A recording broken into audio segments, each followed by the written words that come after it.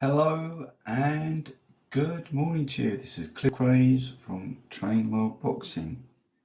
Now, this one is probably the most important broadcast I think I've ever done, relevant to the likes of you and me. I'm not going to sugarcoat this, so I'm giving you fair warning. If you want a sugar-coated broadcast, you might as well switch off now.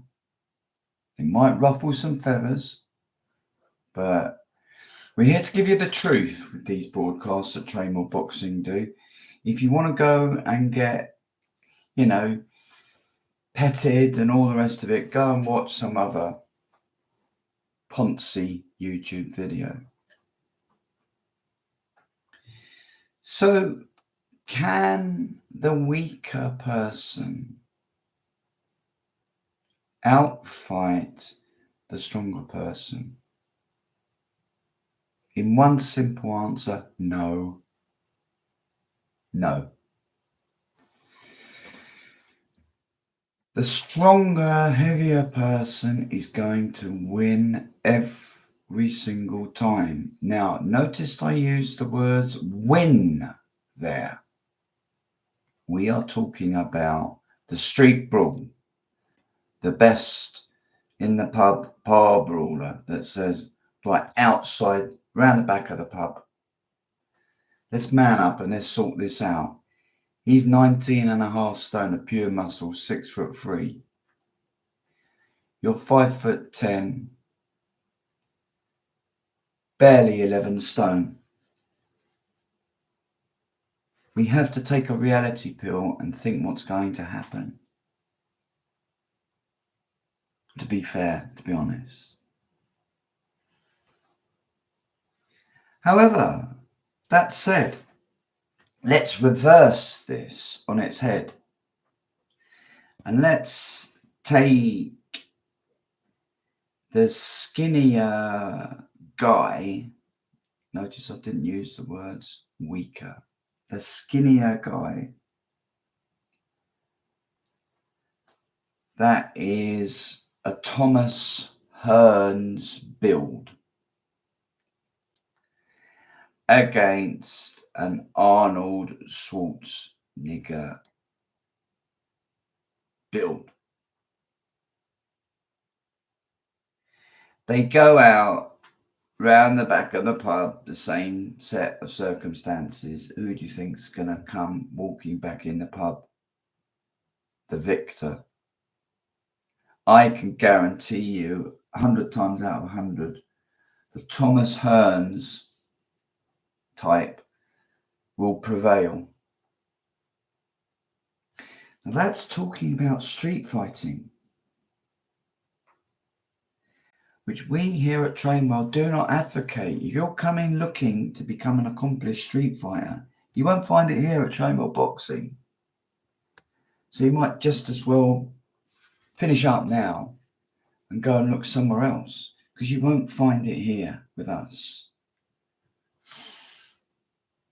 What we're talking about is, can the weaker guy fend off the stronger person in a street defense situation? And the answer to that is absolutely 100%, 100 times out of 100, yes.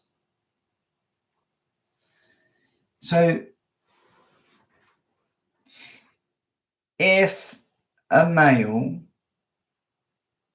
for example,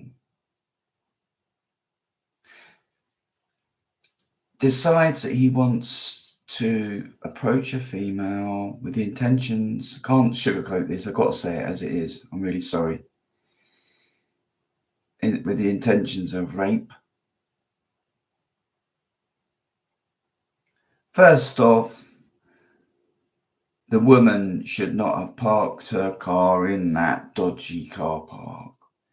Should have parked it on the street or cancelled the appointment she was supposed to be going, or got a cab, or used some form of action to prevent her from parking in a dodgy, unlit car park. And I experienced that with my wife the other day. I was going for a chiropractic appointment. It was still light outside, but inside it was dark as anything. No CCTV in there. It was horrible. It was a horrible car park because we said to the lady when we went into the reception, cool, parking's bad round here. She said, you didn't park down by the quayside car park, did you? I said, no, we did not. She said, well, that's horrible. That's the sort of car park where you get yourself murdered. Jokingly, right? I thought, hated it.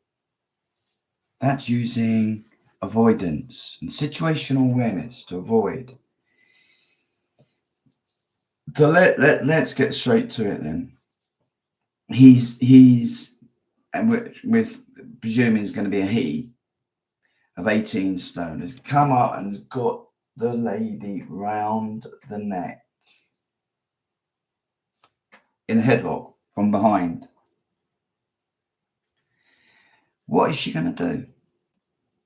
The first thing, it's all about reaction, folks. We're now talking about the physical thing. Everything else has gone tits up. The avoidance bit, the situational bit, that's gone tits up for you. Now it's immediate, reactional, violent action that you need. So I'm just giving you one way. There's a whole myriad of other alternatives. This is just one particular way. The chin goes down. Straight away, you put your chin down straight away, immediately you feel contact around your neck, brain, your chin goes down with immediate effect from you've found the face of your assailant. And if you've got long nails, like a thumbnail, long thumbnail, straight into the eye,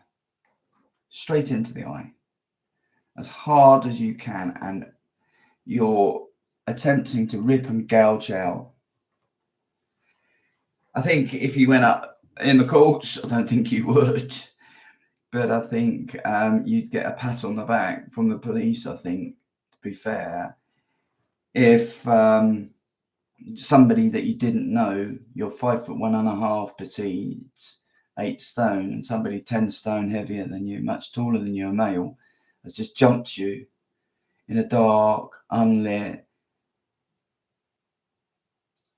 multi-story car park, and you did what you had to stop him, to get him off. I don't think, but you would do it just to stop that from happening. You don't know. Is he going to rape you? Probably.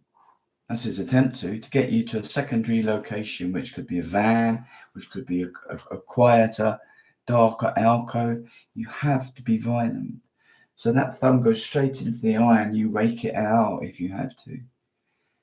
Most people, 999 attackers, if they get that and that has gone straight into his eye, they are going to react themselves and release the grip. At that point, the released the grip, you've disabled him with one eye.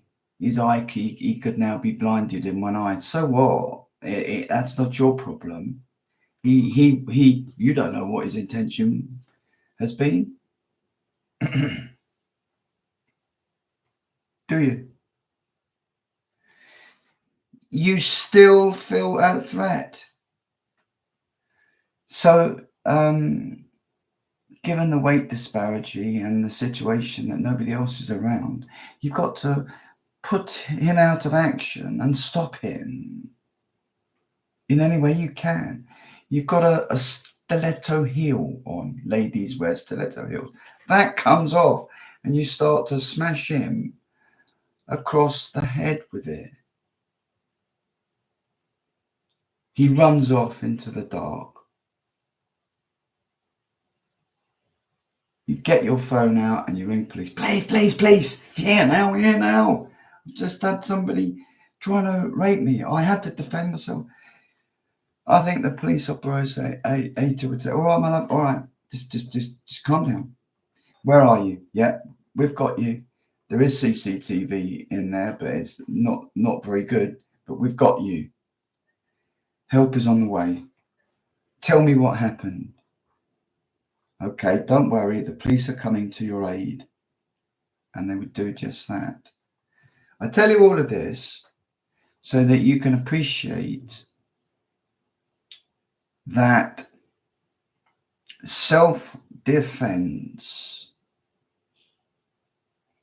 is possible for the weaker person.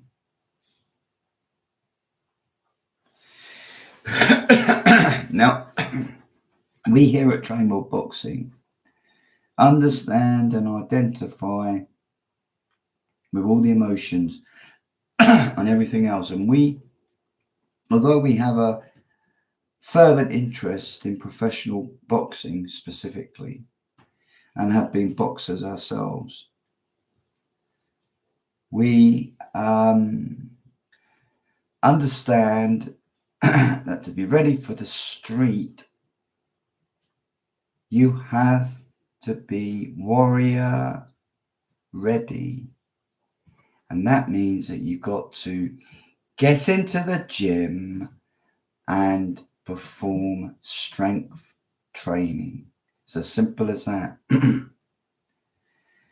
Running is good, but it's not the best. What you need is honest to goodness, no flaff, none of this leaping on and leaping off of boxes.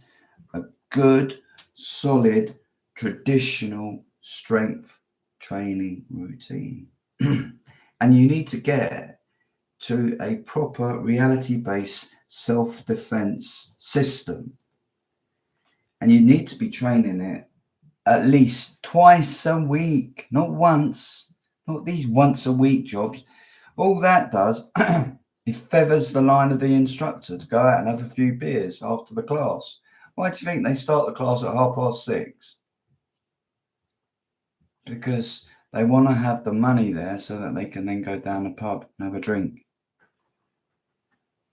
The conscientious people like us, Train World Boxing, we say you at least need 2 to 3 times a week. And one final point in closing. Don't think the world is a terror place.